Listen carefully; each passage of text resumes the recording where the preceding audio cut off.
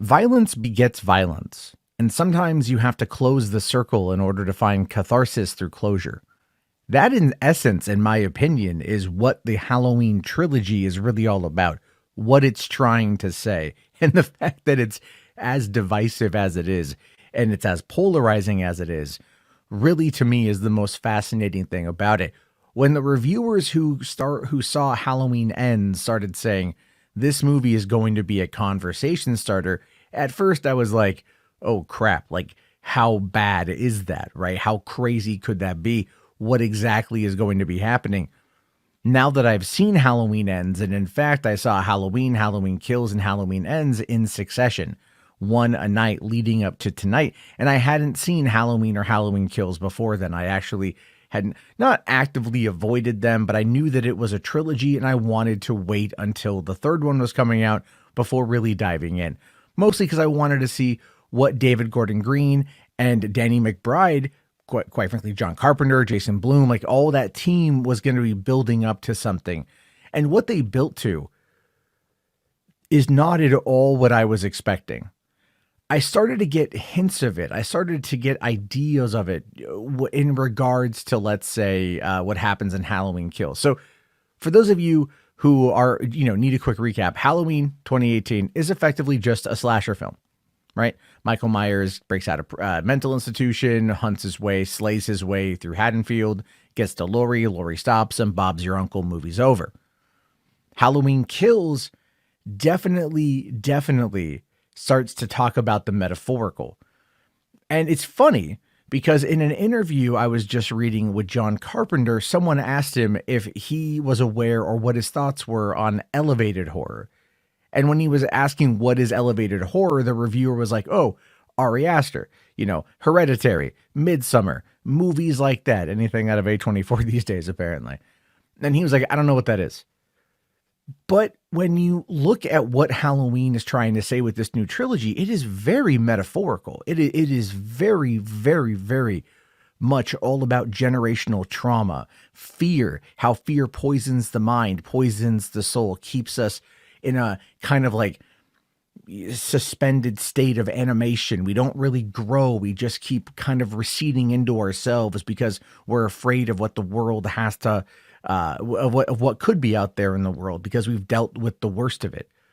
And that's essentially what was going on with Haddonfield in Halloween Kills. The town was succumbing to fear. The town was succumbing to chaos and dealing with the trauma that had happened all those years before. And I saw some people make comments about that before watching Halloween Ends tonight, and they're like, but it happened back in the late 70s. These people haven't dealt with anything since then. How could it possibly have this long of an impact? How could it last 5 decades, right? 5-6 decades. When you think about it, actually, like, yeah, Halloween is now in its 6th decade. It's weird to think, but it's true.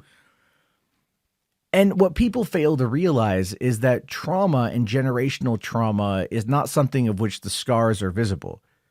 It is very much an idea that sticks with us, a pain that sticks with us just below the surface. And if it's not treated, if it's not looked at, if it's not, like if you're not able to get the help you need, it can fester, it can grow, it can become septic, it can become necrotic, it can become evil. And that in essence is what happens with the town coming together in Halloween Kills and chanting evil dies tonight and driving that poor man to kill himself out of pure fear. They became the monster. To quote Nietzsche, or to paraphrase Nietzsche, they stared into the abyss. And in fact, Halloween Ends is very heavily leans in to that particular quote. Now, you might call that pretentious, you might call that art housey, whatever you want to say. In fact, it's even somewhat mentioned in the movie and then heavily mocked right before kind of proving itself accurate. But that is, of course, what they're trying to say, is that evil, we can fear evil and stare at it, but then ultimately still find ourselves succumbing to it and becoming it. And in the case of Laurie Strode, she was always trying to fight it. And then she finally got to a point where she tried to let it go. She tried to move past it. But the pain, but the fear, everything that was happening underneath the surface stayed with her for those years. She tried to cover it up. She changed her hair. She bought a home, bright, shiny colors, put away the guns, started baking pies, started writing a novel in order to find catharsis, in order to find closure, in order to put it behind her to be there for her granddaughter who had lost both of her parents. While her granddaughter was in a completely different and in some ways a more self-destructive phase. She was spinning her wheels, stuck in Haddonfield, not wanting to leave her grandmother, who didn't want to leave her granddaughter. They're very much kind of caught in this cycle. And it's one that very much is going to be traumatic for both of them. They haven't sought that closure. They just try to shove it down and move on with their life. And so when Allison meets Corey, a victim of his own accident, a victim of circumstance, a victim of an accident that then of course becomes vilified by the town, a town seeking a villain who sees it in this boy, this young man who commits an accident, but they put it on him. They put all of that fear and that anger and that anguish and that pain, and they put it on him. And then when he and Michael find each other, it ends up having that transference effect, right? At this point, it is very metaphorical. Corey stares into the abyss stares back, and now Corey has become the monster. But Corey, in essence, becomes the monster that the town has made him by how they treat him, how they kick him while he's down, how they treat him less than human. And Laurie, inadvertently, in an attempt through compassion, tries to help him, and it ends up setting him down a very destructive path. Not intentional, but there's a line in Halloween Kills after Hawkins ends up accidentally shooting his partner, again, his own trauma and his own regret over what happened that night by not killing Michael, by accidentally killing his partner. His sergeant says something to the effect of, you know, there are times you try to do good things and they just have bad outcomes, right? There's like that old saying of the path to hell, or the road to hell is paved in good intention. And that's effectively what this movie, again, is trying to talk about. There's so many themes at work here, so many themes at play, that it really is a very interesting and solid character study about survival, about trauma, about pain, and about trying to live with ourselves and to move past it. And at the end of the movie, and I don't want to go into full details about how the movie specifically ends, because that is something I don't want to spoil for fucking anybody. But at the end of the movie, when everyone comes together to find that catharsis, to have that closure, to watch that go, and to do it in such a permanent and violent and spectacular way, is one that I was truly actually shocked by. I was really shocked by when I watched it. I was like, holy crap, they actually did it. They actually showed like what happens when it's time for a town to heal, when it's time for people to let go and people to move on. And of course, the movie ends with Allison leaving Haddonfield to find herself, to find her journey, to follow her path, while Laurie stays behind and finishes her book. But then at the very end, her and Hawkins have that connection they'd been talking about a little bit, Halloween Kills, moving into now, about letting go and kind of finding yourself and finding someone to have companionship with. And I think at the end of it, really what it boils down to is allowing yourself to be happy and allowing yourself to move on. Oftentimes when we deal with massively psychological problems, like a lot of pain and trauma, people out there have this really weird avoidance, if you will, of going and getting therapy, thinking that they don't need it because the scars are on the inside. They can't see it. Never mind, it afflicts them all the time. It alters their judgment. It alters their mood. It alters their perception. It alters their relationships. These are all factors that play into this movie, very much play into this movie, this franchise, this trilogy, if you will. And they were trying to talk about that.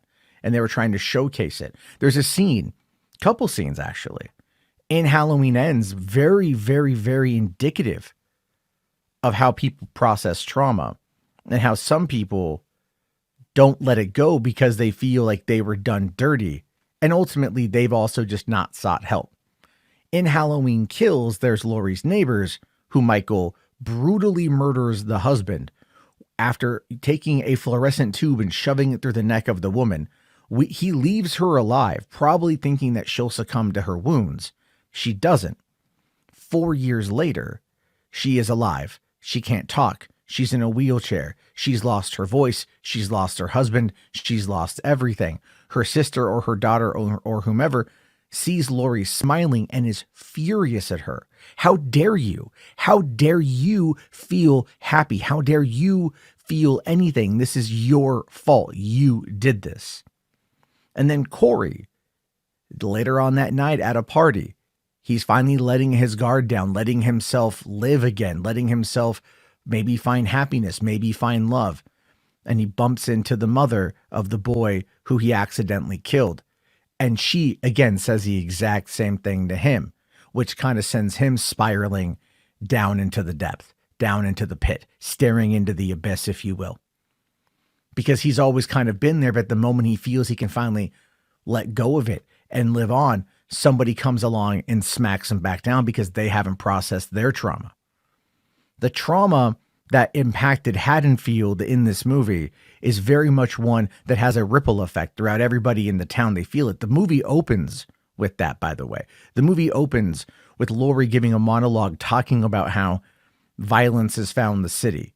More violence, people being gunned down, people committing suicide. It's not Michael, but it could be at any point in time. They never know if the boogeyman is going to return. And because of the fear can turn good men evil. And that's the idea that it's attempting to convey. I really think this is a franchise, 3 movies, a trilogy that could have been really good as a limited series on Netflix or on HBO or something, or Peacock in this particular case. It could have been that. And the way that they shot it and the way that they edited it was very well done. I love the cinematography. My God, the music was amazing. I loved that there was this weird kind of alternate version of Don't Fear the Reaper at the beginning of the movie. And I picked up on that. I'm like, oh, it's Don't Fear the Reaper. And then of course, at the end of the credits, we hear Don't Fear the Reaper. Cause that's kind of, again, just very indicative of where, this movie is about as subtle at times as like a jackhammer, especially when it comes to like creating the fear within the city. Cause that was my biggest complaint with Halloween Kills was, I got the message that they were trying to lay down, but I felt like the townsfolk were just getting stupider and Michael Myers was just slaughtering his way through everybody. But I think the metaphor there has a lot to do with the fact that when Michael Myers, or Laurie says in Halloween Kills, that the more he kills, the stronger he gets. Then at the end of the movie, at the end of Halloween Kills, after he kills Karen, he stares into the mirror. He stares into his own reflection. Remember, he's staring himself into the abyss, and the abyss is staring back. And then he just disappears for 4 years, but he doesn't kill for those 4 years. And when Corey meets him, he is weak. He is frail. I wouldn't quite say he's dying, but he is weak. He is frail. He is absolutely just kind of getting by. But he's not what he was. And then when him and Corey team up, you can see the strength returning to Michael as the fear begins to spread. The evil consumes it. Very metaphorical, very interesting in regards to this. Now, is this going to anger slasher fans? I think Halloween Ends is going to anger a lot of slasher fans, because the movie doesn't have a lot of it. Halloween and Halloween Kills, tons of violence. This one feels like it's the penultimate episode leading up to the antultimate episode of a series. And so you get like the lead in to the final battle, which is the first half of the movie. And it's not going to be for everyone 100%, but I really appreciate what David Gordon Green, Danny McBride, John Carpenter, Jason Blum, and everybody at Universal and Blumhouse and working on this film. These 3 films, what they did.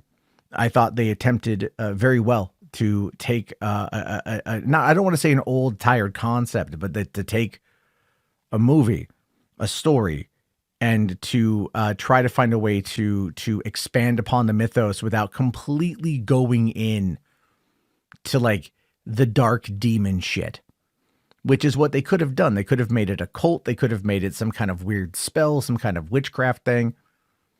They danced around it a little bit, but that's where the metaphorical comes in. Ultimately that's what they're playing with, and I very much commend them and applaud them for it. So as always, I want to hear your thoughts on the movie, the franchise as a whole. I will do further in-depth reviews. I just needed to get this out of my system because the movie just, damn. And I look forward to hearing your thoughts about this. Let me know. My name is Matt Jarbo. I'll talk to you guys later. Peace out.